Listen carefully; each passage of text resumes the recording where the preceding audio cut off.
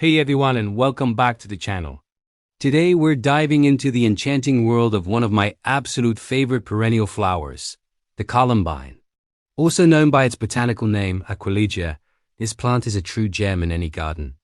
With its delicate, intricate, bell-shaped flowers that look like tiny, hovering hummingbirds, it adds a touch of woodland magic and whimsy wherever it grows. They come in a breathtaking array of colors, from soft pastels to vibrant bicolors, and they're a magnet for pollinators like bees, butterflies, and especially hummingbirds. If you've ever wanted a plant that's both stunningly beautiful and wonderfully easy to care for, you've come to the right place. Stick around, and I will show you everything you need to know to grow a spectacular display of columbines in your own backyard. So, where's the best place to plant your columbines?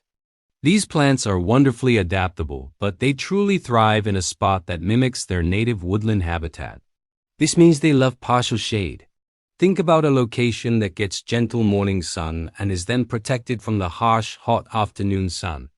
Under the dappled light of a high canopy tree is absolutely perfect. They can tolerate full sun, especially in cooler climates, but you'll need to be extra diligent with watering, and the flowers might not last as long. On the flip side, in deep shade, they might become a bit leggy and produce fewer blooms. So that sweet spot of part shade is your goal for the happiest, most prolific plants. Now, let's talk about soil. Columbines aren't overly fussy, which is another reason we love them, but they do have a preference. They perform best in well-draining soil that's rich in organic matter. If you have heavy clay soil, like I do, it's a good idea to amend it before planting. You can work in some compost, well-rotted manure, or leaf mold to improve both the drainage and the nutrient content. This creates a loose, fertile environment where their roots can easily establish and spread. A soil pH that's neutral to slightly acidic is ideal.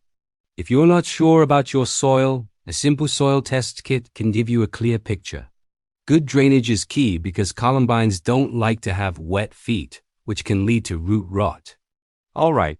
Let's get our hands dirty and talk about planting. You can start columbines from seeds or buy them as young plants from a nursery. Starting from seed is very rewarding and cost-effective, but it does require some patience. The easiest way to sow seeds is to do it directly in the garden in the late fall or early spring. The seeds actually benefit from a period of cold stratification, which is a fancy way of saying they need a cold, moist period to break dormancy. Sowing in the fall mimics this natural process perfectly. Just scatter the seeds over your prepared soil, gently press them in, and lightly cover them with a thin layer of soil. They need light to germinate, so don't bury them too deep. Water them gently and let nature do the rest. If you're planting nursery-grown starts, the process is even simpler. You can plant these in the spring or early fall. Dig a hole that's about twice as wide as the plant's root ball and just as deep. Gently remove the plant from its container, being careful not to damage the roots. If it's a bit root-bound, you can gently tease the roots apart to encourage them to grow outwards into the new soil. Place the plant in the hole, ensuring the top of the root ball is level with the surrounding ground. Backfill the hole with your amended soil, firm it down gently to remove any air pockets, and then give it a thorough, deep watering to help it settle in. Spacing is also important. Give them about 1 to 2 feet of space between plants to allow for good air circulation. Once your columbines are in the ground, how do you keep them happy? Let's talk watering. For the first year, while the plant is establishing its root system, it's important to keep the soil consistently moist but not waterlogged. This might mean watering once or twice a week, depending on your climate and rainfall. Once they're well established, columbines are surprisingly drought-tolerant. However, for the best blooms and healthiest foliage, they appreciate a good, deep watering during extended dry spells. A layer of organic mulch, like shredded bark or leaf mold, around the base of the plant can be a huge help. Mulching conserves soil moisture, keeps the roots cool, and suppresses weeds. What about feeding? Columbines are not heavy feeders. If you've prepared your soil with plenty of rich compost, you may not need to fertilize at all.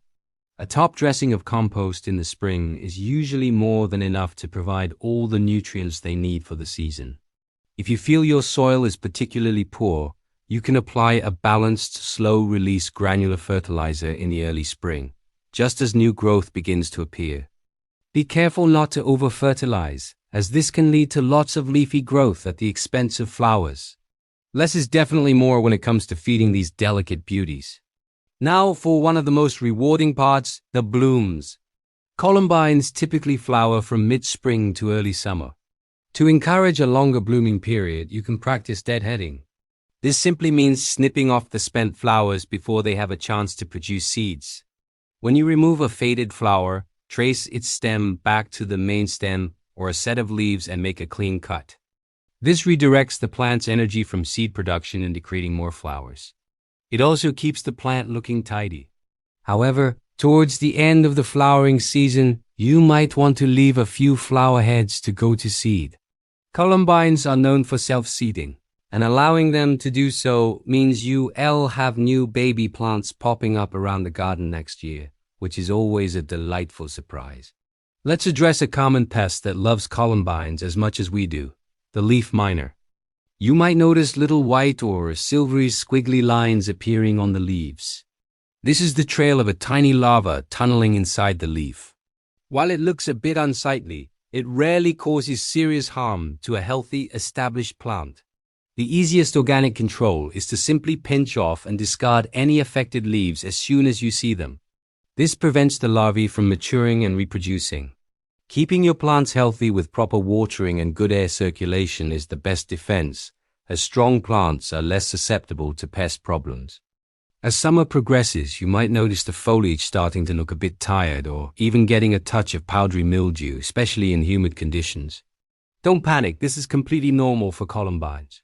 After they finish blooming, the original foliage has done its job. The best thing to do is to cut the entire plant back to its base of fresh new foliage. Shear the old leaves and flower stalks right down to the ground. This not only cleans up the plant's appearance, but also encourages a fresh flush of healthy leaves that will look great for the rest of the season. This simple act of maintenance rejuvenates the plant and helps prevent disease issues from taking hold. So, let's recap the key points for success with columbines. Plant them in a spot with partial shade, in well-draining, organically rich soil. Water them regularly while they establish and then during dry spells. A light feeding with compost in the spring is all they need. Deadhead the spent blooms to encourage more flowers, but let a few go to seed for volunteer plants next year. Keep an eye out for leaf miners and simply remove affected leaves. And finally, don't be afraid to cut the whole plant back after it finishes flowering to refresh the foliage. With these simple steps, you'll be enjoying these unique and elegant flowers for years to come. They are a short-lived perennial, often lasting about 3 or 4 years. But because they self-seed so readily, you'll always have a continuous and evolving display in your garden. Thank you so much for joining me today to learn all about the wonderful columbine. I hope you're inspired to add this magical plant to your own garden space. If you found this video helpful, please give it a thumbs up. It really helps the channel grow. And if you haven't already, consider subscribing and hitting that notification bell so you don't miss any of our future gardening adventures. Happy gardening, and I'll see you in the next video.